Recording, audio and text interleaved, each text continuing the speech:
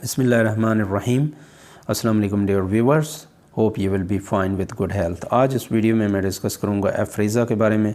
एफ्रेज़ा जो है इन्हेलेशनल इंसुलिन है। इन्हेलेशनल रूट के ज़रिए ह्यूमन इंसुलिन को जो है अप्लाई किया जाता है, दी जाती है, यानी मुंह के ज़रिए, सांस के ज़रिए हम इसको लेते हैं, पफ लेते हैं, और ये पाउडर फॉर्म में अवेलेबल है। My name is doctor Abdul मालिक। Please subscribe my YouTube channel for more detail and watch this video up to the end. Now coming to this video, that is Afrezza, that is very commonly used for diabetic patients. Diabetes basically consists of two, type 1 and type 2 diabetes. तो ये type 1 में भी इस्तेमाल की जा सकती है, लेकिन वहाँ पे भी लॉन्ग एक्टिंग इंसुलिन को लाजमी देना पड़ेगा इनके साथ, क्योंकि ये उसका अल्टरनेटिव नहीं है। इसके जो है टाइप 2 में इसको भी इस्तेमाल किया जा सकता है अगर पेशेंट्स हैं उनमें ज़्यादा स्वेरिटी हो रही है, टाइप 2 जो है ना ड्रग से कंट्रोल नहीं हो रही है orally, then you can use this one. लेकिन इसके बारे में जनरल इन्फॉर्मेशन आपको पता होनी चाहिए कि this is basically given through inhalational route, यानी आसान रूट है, पफ के ज़रिए, मुंह के ज़रिए इसको लिया जा सकता है।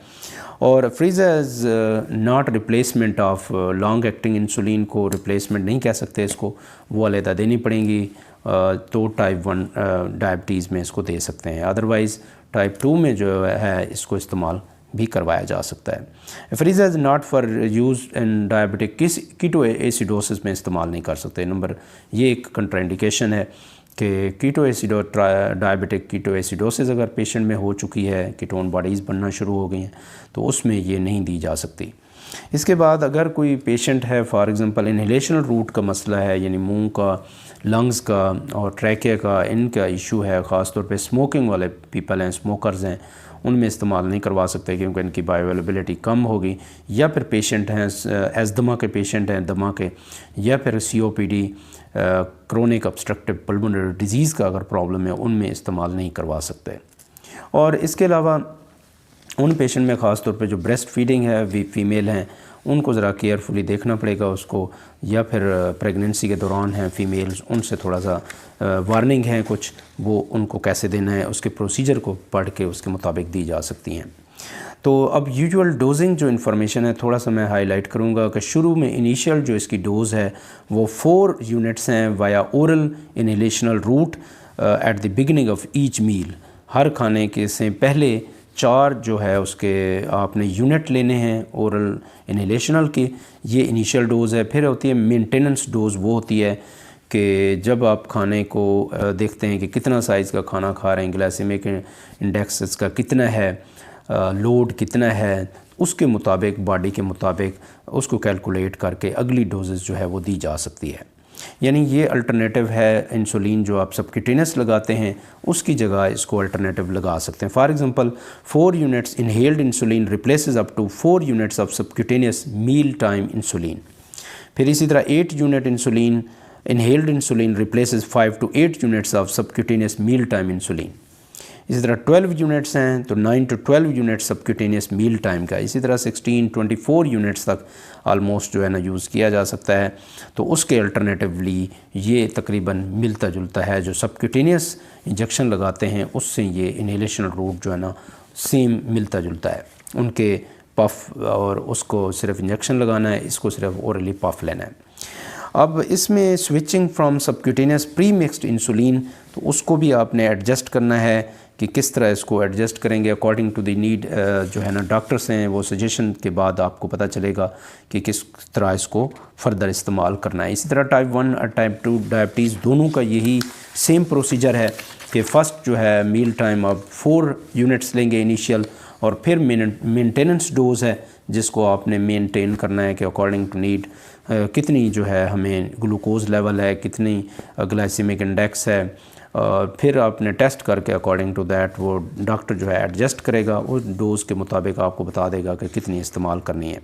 बहरहाल इसकी प्रॉपर कैलकुलेशन है, ऐसे यूज़ नहीं करनी है।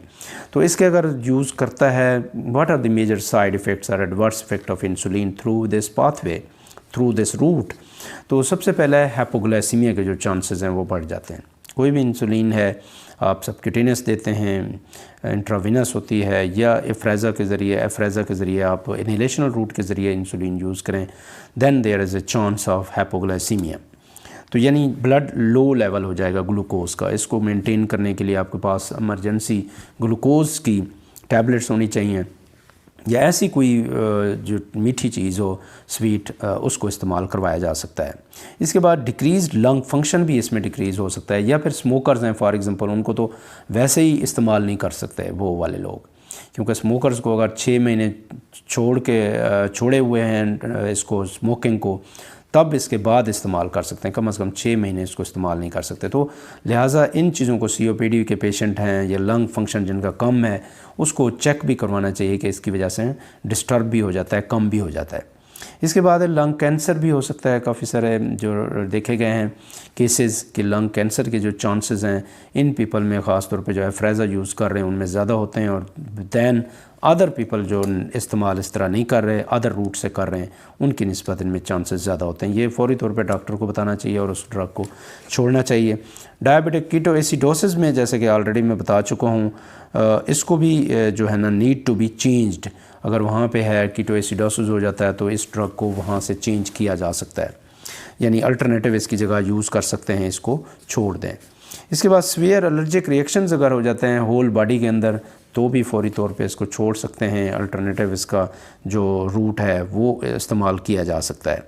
इसी तरह low potassium in your blood hypokalaemia हो सकता है इससे, और हार्ट फेलियर के जो चांसेस हैं, ख़ास तौर पे अगर आप थायाजोलिडीन डायोन्स ड्रग हैं प्लस टाइप 2 डायबिटीज़ है, उन पेशेंट में थायाजोलिडीन, रोज़िग्लिटाज़ोन, पायोग्लिटाज़ोन जो इस्तेमाल होते हैं, उनके साथ अगर इंसुलिन आप साथ देंगे तो there is a danger of cardiac failure और हार्ट फेलियर के जो चांसेस हैं वो बढ़ जाते हैं।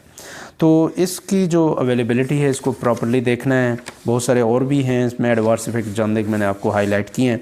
लास्ट में मैं बताना चाह रहा हूँ कि important information about एफ्रेज़ा comes in 3 strength, basically 4 units जो स्ट्रेंथ है ब्लू कार्ट्रेज में होती है, 8 यूनिट्स की जो है insulin that come in green cartridge, and 12 units जो स्ट्रेंथ है that come in yellow cartridge. ये आपको पता होना चाहिए कि कौन सी कार्ट्रेज आपके पास है और कैसे यूज़ करना है, उसका प्रॉपर प्रोसीजर होता है इस्तेमाल करने का, तो पफ लेने का।